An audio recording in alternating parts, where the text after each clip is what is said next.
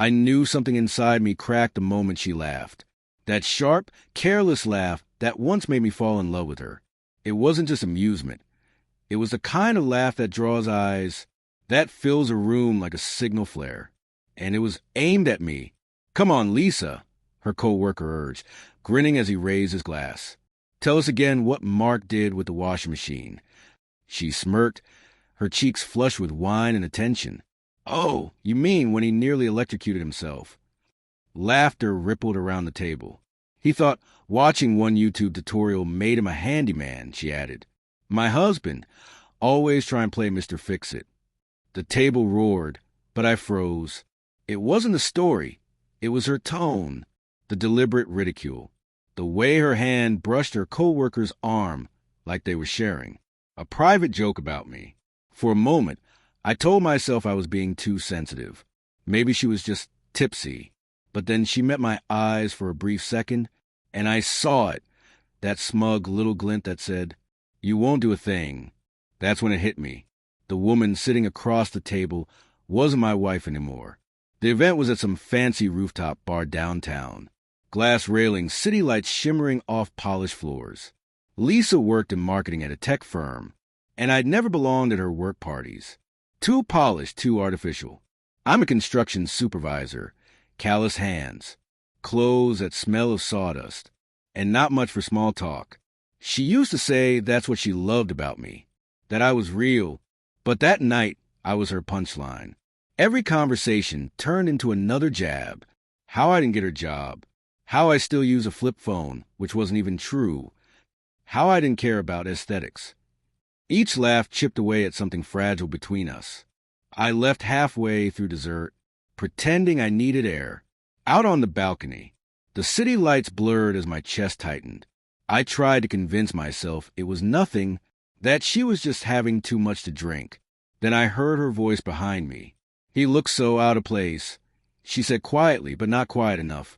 I told him he didn't have to come, but he insisted. Someone laughed. "He's not really the corporate type, huh?" Lisa chuckled. "No, but he tries." Bless him. That last line split something inside me. When she finally stepped out to find me, her smile was effortless, like nothing had happened. "There you are," she said, swirling her glass. "Why'd you sneak off?" "Needed some air," I said tightly. She leaned on the railing beside me. The scent of her perfume, sweet, citrusy, once comforting, now nauseating. "Don't look so serious," she teased. "You know how these parties get. Everyone jokes around." "Is that what that was?" I asked quietly. "Just joking?" She blinked. "What are you talking about?" "Mocking me in front of your friends. Making me a joke." Her face hardened. "Oh, come on, Mark. Don't be dramatic. It was harmless." "Harmless?" I finally turned to her. "You humiliated me in front of your boss." "You're overreacting," she snapped. "I was just having fun. You take everything so seriously." "Fun," I whispered. "You think it's fun to tear down the person who stood by you for 10 years. Her lips tightened. She looked away. "Maybe if you didn't make it so easy." That one sentence was like a slap. The ride home was silent. She scrolled through her phone, while I stared at the road, gripping the wheel until my hands ached. When we got home, she went upstairs without a word. I sat in the car long after the engine went quiet, her laughter replaying in my head. I didn't sleep. Something inside me refused to rest. So, for the first time in my life, I went through her phone. Not out of jealousy, out of dread. I needed to know if that look she'd share with her co-worker, the tall one, with slicked hair and a luxury watch, meant what I feared. And it did. The messages were careful, flirty, coded. Nothing overt, but the pattern was there. Late-night texts, little heart emojis. "Don't forget our secret," from him last week. My stomach dropped. I sat there in the dark, the glow of her phone cutting through the silence, reading the words until they blurred. I didn't cry. I just felt empty. When she came down the next morning, she looked tired, unbothered. "You're up early," she said, rubbing her eyes. I sat at the kitchen table, her phone beside my coffee cup. Couldn't sleep? I said, voice too calm. She noticed the phone and froze. Mark, what? I read your messages. I said flatly. Her face went pale. You had no right. I had every right, I said quietly.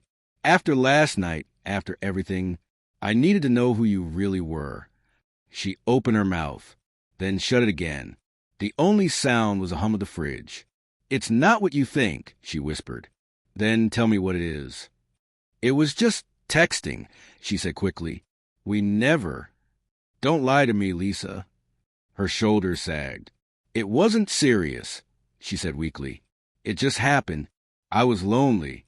You're always so busy, so distant. I laughed bitterly. Lonely? You mocked me in front of your entire company. Don't talk to me about lonely. Her eyes filled with tears, but I felt nothing anymore. I think you should go, I said quietly. She stared at me. What? I mean it. Go stay with your sister, or whoever you want. Just go. Mark, please. I didn't raise my voice, didn't throw anything. I just stood there, watching the woman I once loved crumble. She packed a small bag in silence.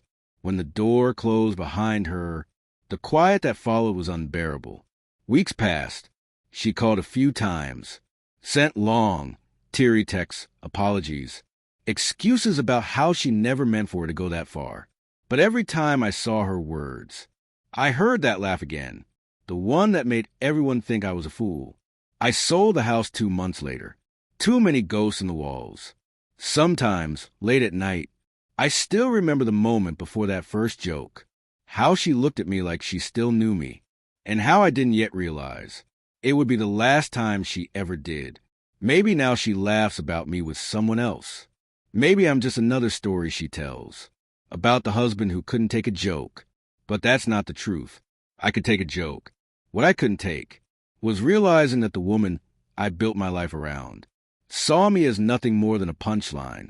The night I left that rooftop, I didn't just walk out of a party. I walked away from every version of us. The late night talks, the quiet breakfasts, the dreams we never lived to see.